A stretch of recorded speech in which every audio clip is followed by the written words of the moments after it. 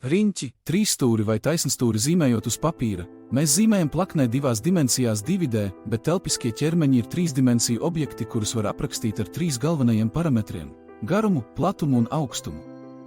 Salīdziniet apli un cilindru, kurš jums izskatās telpisks, kurš izskatās 3D. Protams, cilindrs. Un, lai labāk to saprastu, mēs apskatīsim divus vienkāršākos piemērus – kubu un taisnstūra paralēlskaldni. Kubs ir ļoti specifisks telpiskais ķermenis, jo visi tā malu garumi ir vienādi, un visas tā malas ir perpendikulāras viena otrai. Tas nozīmē, ka, ja mēs mērām jebkuru vienu malu, mēs zinām, ka visas pārējās malas ir tieši tikpat garas. Kubu no visām pusēm ierobežo vienādu malu taisnstūri. Ja esi mežģījis galvu ar kubiku Rubiku, tas ir labs kuba formas piemērs. Kubam visas 3 dimensijas – platums, garums, augstums ir vienādas.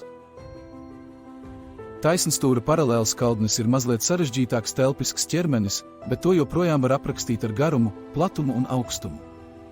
Tomēr atšķirībā no kuba taisnstūra paralēlskaldnim visas 3 dimensijas – platums, garums, augstums var būt dažādas.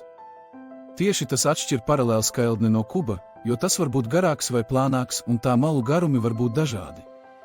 Taču paralēlskaldņa pretējās malas ir vienādas un taisnstūra paralēlskaldni no visām pusēm ierobežo taisnstūri. Lūk daži paralēlskaldņa piemēri – iepakojuma kastes. Starp citu, šeit redzami vairāki paralēlskaidņi un viens kubs. Kur šeit ir kubs? Tagad nedaudz svarīgas terminoloģijas. Skaldnes, šķautnes, virsotnes, platums, garums, augstums, vienā vārdā – dimensijas. Attēlot telpiskos ķermeņus var ar zīmēšanu, modelēšanu vai ar matemātiskiem aprēķiniem, bet tos raksturo tādi jēdzieni kā malu garums, stūru leņķi, virsmas laukums un tilpums. Šie ir nākamo video temati.